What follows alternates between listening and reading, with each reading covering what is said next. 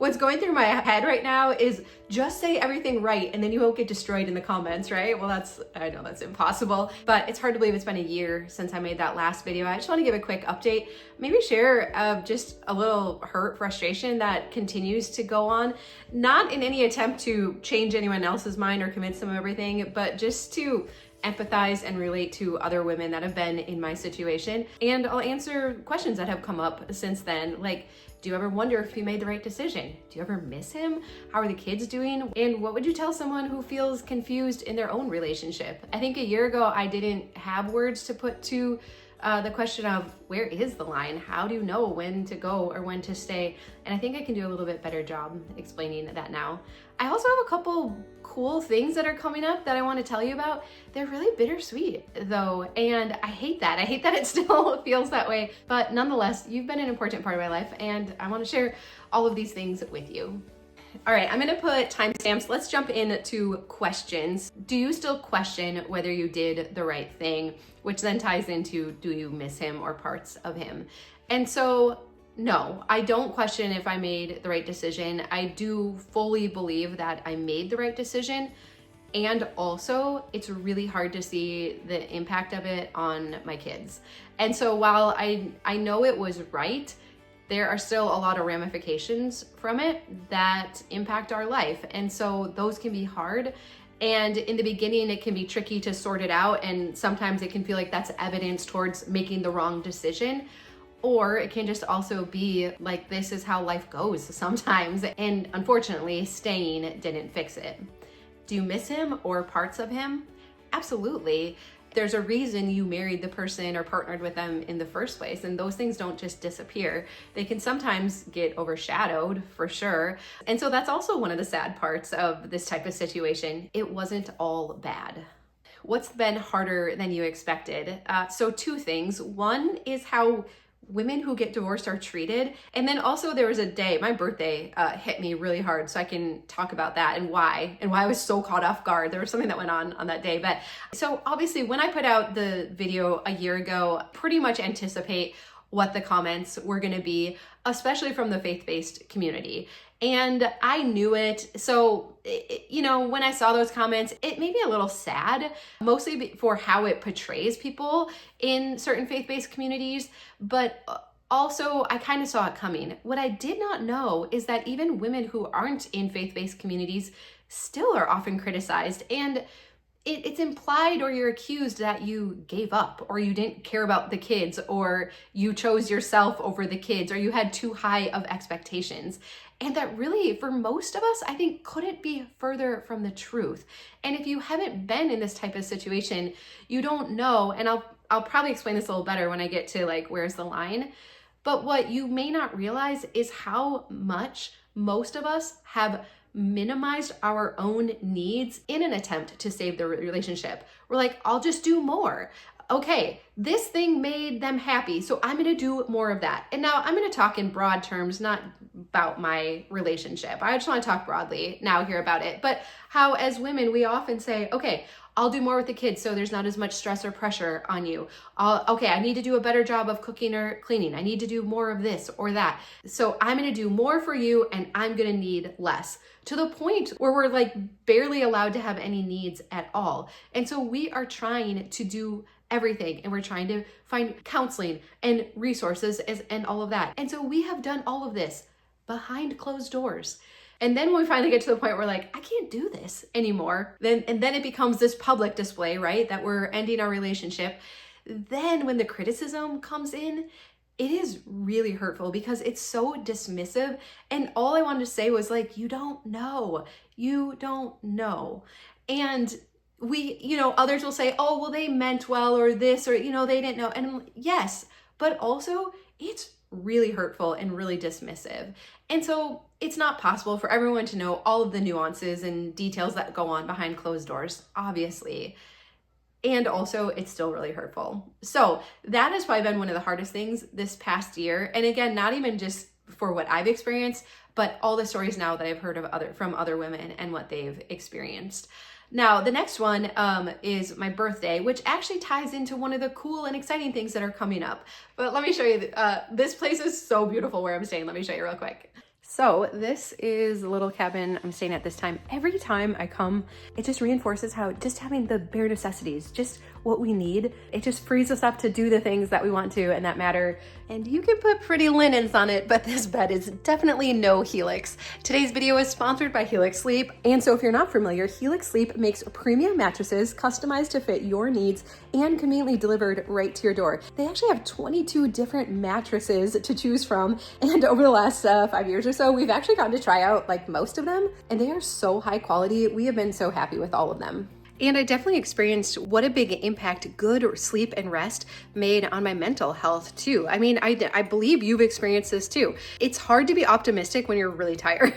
And so especially when life is lifey, we need a safe, reliable space where we know we can get good rest. And Helix makes it so easy to get matched with your perfect mattress too. You just go to their website and take their sleep quiz. It only takes about a minute, and they're gonna ask you some questions about your preferences, like what position do you normally sleep in? What firmness do you prefer? Do you ever wake up with back pain? And so for me, I'm a side and stomach sleeper, and so I was matched with the Helix Dusk. And something newer that we've really loved too are their mattress toppers. If you don't need or want to replace an entire mattress, a topper is such a smart way to improve comfort, extend the life of a mattress, or upgrade a guest bed. And so we were able to put a premium mattress topper on Adeline's mattress, and it made such a big difference in her sleep. And the reason I can so confidently recommend Helix is because they give you a 120-night sleep trial. So you get over 3 months to sleep on your new mattress, test it out, and make sure that it's just the right fit for you. They also have a lifetime warranty, and there's free shipping in the US. And so for me, sleep is one of those things I just don't mess around with. I've been sleeping on a Helix mattress for 5 years now, and it has made a huge difference in how rested I feel. Physically, mentally, emotionally. When you're sleeping well, everything feels more manageable. So it's quick, it's easy, and it makes a huge impact in your life. And right now is the perfect time to upgrade your sleep with the Helix President's Day sale, where you can save 27% off site-wide. That's 27% off site-wide. I'm so excited for you. You're gonna be getting an awesome night's sleep too. All right, so what I'm learning is 2 things can exist at once. Something really cool and awesome and should be exciting, and also so much sadness. So it's my birthday back in September, and on that day, it just so happened to be that we had lined it up where I was gonna meet with a few different publishers, one of which was Penguin, their Avery division, which they're the ones that published Atomic Habits. Like, this is pretty much a dream come true for me, not because I'm excited about writing a book. I still don't see myself as an author, but more so because I just want to get this message out there more, right? Simplifying and decluttering and all of that. And so we line up these days. It's the day of my birthday. I wake up and I am a wreck. I am so emotional, and I'm like, what is going on? Like, pull it together. Like, we have to do these meetings, right? And so we had 3 lined up, and literally in between, I'm walking around my parents' driveway sobbing of like, what is wrong with me? And I finally realized what it was. And it was that while this is so awesome and so cool, I mean, bigger than what I could have even hoped for, I would have traded it all just to have the picture back of what I thought life would look like on my 43rd birthday. To be at my farm with my family, with a marriage intact, with everything. I don't need the spotlight. I don't need the YouTube channel. I don't need the book deals. I would have traded it all just to have that back again. And it hit me so hard. And I don't know, I guess it's probably not uncommon to feel like if good things come your way after something hard, like maybe I had to trade, maybe I couldn't have it all. Maybe, you know, this was the cost of me having a channel that's done well and other things that have been successful. Like, it cost me my marriage and my family. And those thoughts creep in. I know they're not true. It's not true. I can honestly tell you, I left it all on the field when it came to my relationship, right? But isn't it weird how those thoughts creep in? And honestly, I would trade it all. If I could have it back in a healthy, full way of what I imagined it to be, 1000%, I would trade it all and I would choose that. But that wasn't the option before me, right? And so I pulled it together, but apparently well enough that Penguin did agree to partner with me and to work on a book together. And so I'm really excited about that. It is the psychology of why we're cluttered and how to get out. And it's so cool. And what I'm looking forward to is being able to pull all the ideas together that are scattered across 800 YouTube videos and to put them all together in one central location. And so I hope it's just going to be helpful. I hope it's a way to get in front of more women and to spread the message more. And so it's really exciting. Now I'm kind of in the thick of writing it, and that's awesome and draining, and I just brings up a lot of inadequacies in me. So it's a good process to go through. It's very humbling. So it's good, and it's exciting, and it's bittersweet too. How do you stop minimizing yourself after years of doing that? That's a tricky one. I still find myself just not wanting to inconvenience anyone, worrying that I might be too much, I might be too needy. I want to make sure I'm giving like 800% more than I'm ever taking or asking for, to the point where my mom will be like, I can run the girls to co-op. And it's like, no, it's fine. I got it. Right. And it's like, okay, you can run the girls to co-op. Or she's like, I'll make lunch. And I'm like, well, I don't want to put you out, you know? And so I think it takes practice, and I think it takes surrounding yourself with people who are going to call you out and encourage you and say like, hey, stop it. Like, you're allowed to have those needs or to receive things too. But I think that takes time, because it still often sets off the alarms in my head of like, oh no, I'm being too needy or I'm being too much. And so I think I'm definitely still a work in progress in that regard. And then of course, how are the kids doing? And so we've been divorced for a year and 4 months. It's been about 2 years of this whole process. And so I would say they're doing as good as can be expected. Sometimes it's hard to sort out the difference between just normal teenager drama and stuff, and then also the ramifications of their life getting turned upside down too. So I have 2 boys that are 11 and 12, almost 13, and then 2 girls that are 14 and 16. Yeah, it's sometimes hard to sort out. It still often makes me sad that this is their reality. I just never imagined that this would be their story, but also I know that it is their story, and we can't protect our kids from everything. And again, staying didn't fix it. And so while it sucks a lot of times, and there are a lot of really hard things we've had to navigate, also we have a lot of really just awesome people around us. And that actually brings me to the next question of, do you feel more settled or still in transition? I have felt in transition for the last like 3 years. There has been no routine, no settle, nothing. I am so grateful to my parents. I've been at their house for almost 2 years now. They have been so kind to take me in full time, the kids half the time. And it's also just been a really sweet time of connection with them and my brother. It's been awesome. And also, I've been feeling like it's probably time for the kids and I to have our own space after 2 years of invading them. And so that's another exciting thing that's going on that also brings a lot of sadness with it too. And so I am buying a house, and I'll show it in about 2 weeks from now. If you're watching this after that, I'll put a link down below. But it's weird. It's not the picture I imagined right now. I never imagined buying a house with just my name on the title. And it's, I picked it basically for proximity to my parents' house. It was like, it's about as close as we could get to them. And so I'm really grateful for that. It's not the type of house I would have ever imagined me buying. It's very white, and I'll show that, but also there's no project, so that's good too, and I appreciate that. And so it's just all weird. There's a lot of mixed emotions that go to it. And, others around me are like, oh, you must be so excited. And I'm like, I know, you would think so, right? Like I should be. And the kids are excited about it, and I'm glad for that. But it's just yet another transition.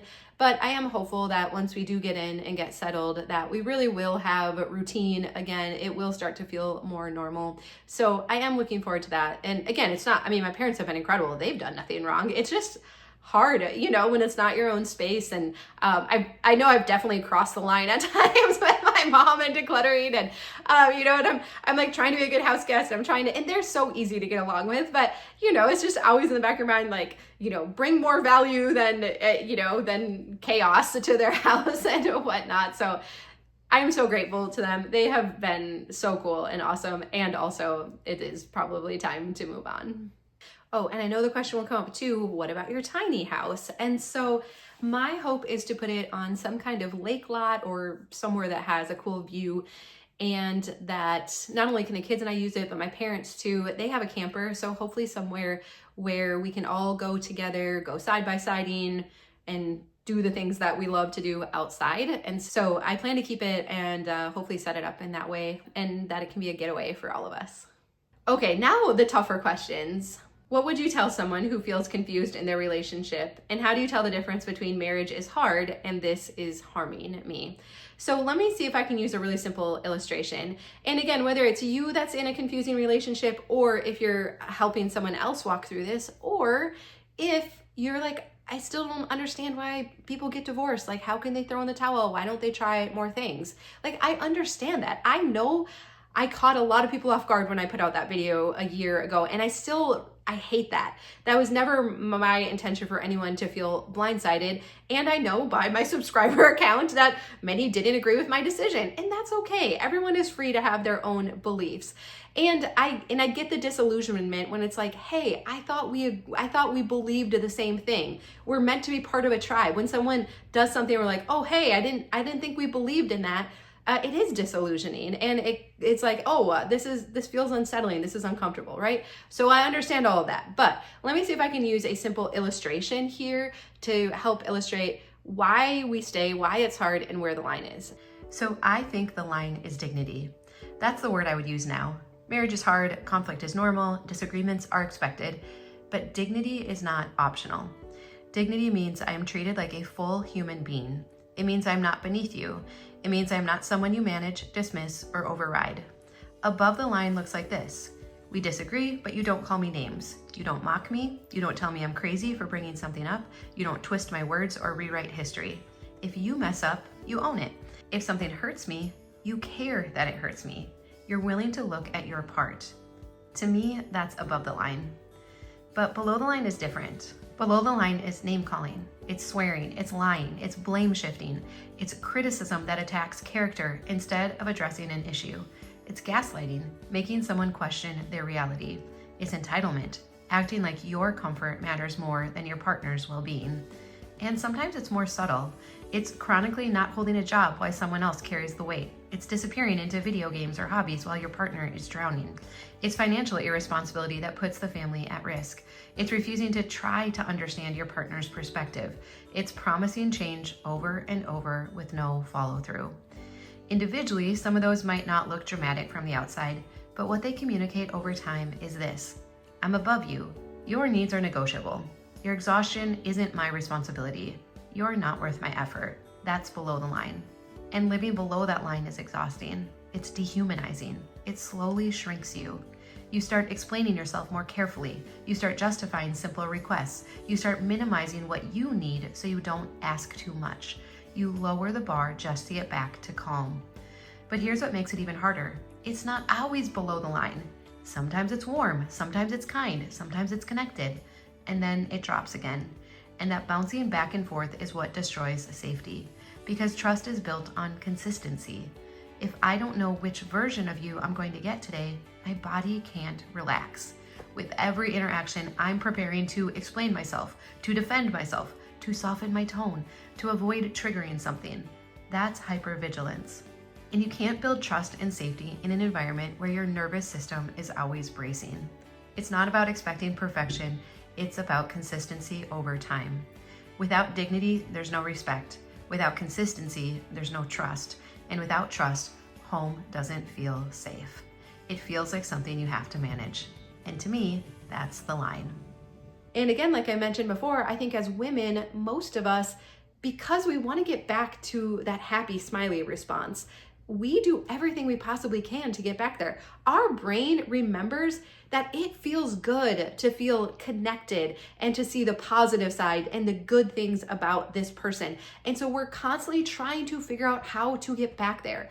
And that's why, again, it's so hurtful when these outside opinions come in suggesting that we gave up or we didn't try enough things or do enough. By the time we get to that point, for most of us women, we have minimized our own needs. We have tried everything that we can to save it from counseling to podcasts to books to anything you can possibly think of. We have put our children's needs above our own. We have tried to stick it out for the kids, and we have given them infinite chances. Again, just trying to get back to that place of happiness and connection. We've seen the good parts of them, and we've tried to figure out how we could just have more of that and less of the destructive stuff. What happens over time when, as women, we reduce our own needs, we elevate others' needs, is that not only do we feel unsafe, do we feel like we're walking on eggshells, it starts to cause chronic stress, anxiety, and takes a toll on our health. How many women I've talked to who now have chronic health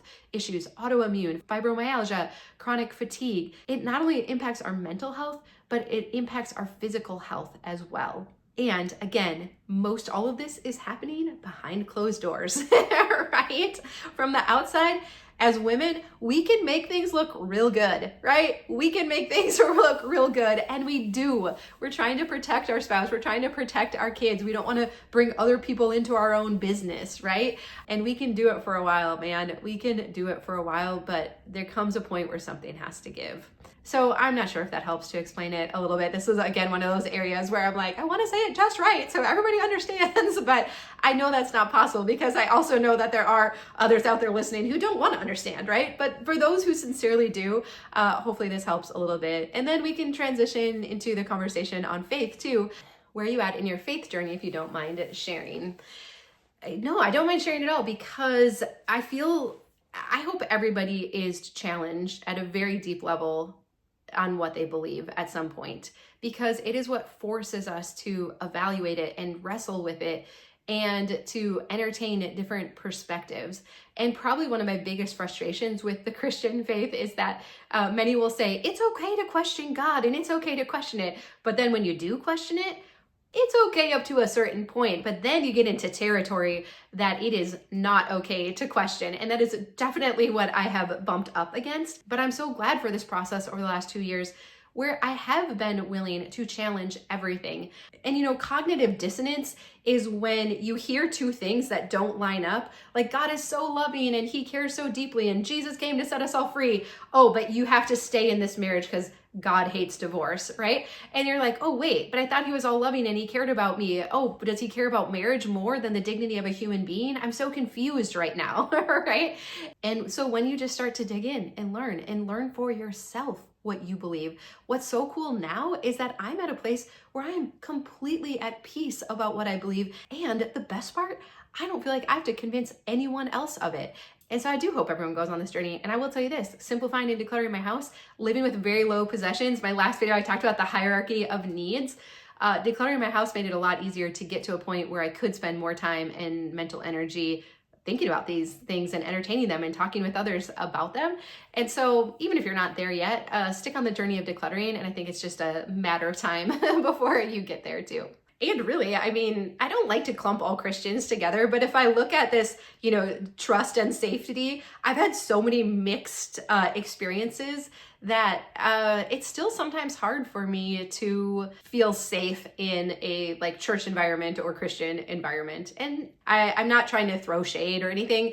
I only say that to validate anyone else who has been through this experience. It's weird to be in a place where I had this experience at different things like that now. And I never imagined that being my experience. And so I just say that just to validate if you've experienced that too. Again, trust and safety, consistency over time, and we haven't had consistency in the responses to us, then that creates distrust, right? It doesn't feel safe. And hopefully over time that'll start to balance out again and whatnot. But for right now, that's where I seem to be. All right, well, this is the point in the video where I'm like, I don't know if I've said anything that's of any value or makes sense, but I do want to answer the final question of how are you really? And so right now here today, I would say I'm doing really well. The last year, I really still struggle with a lot of sadness and just not feeling optimistic or hopeful. And I do feel that returning. And so You know, last year I got my master's degree, and everyone like, wow, that's so cool that you know, did that while you were going all through this. And I realized looking back, it was just a coping mechanism, right? I knew there was other ways I could have coped too that probably would have been less productive, and I could have slid into pretty easily. And so I needed something productive to do with my time.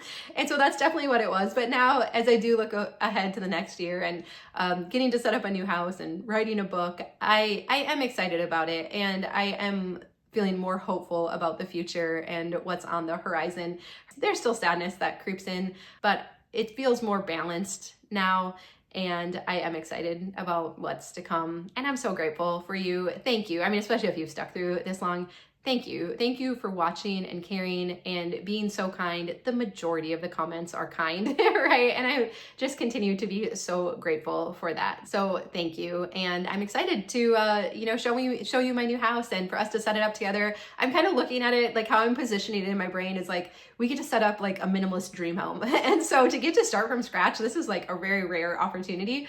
And so I'm excited to do that with you, and yeah, to do it together and share it all with you. So I'm looking forward to that. But I love you. I hope you have a really good day, and I'll see you again soon.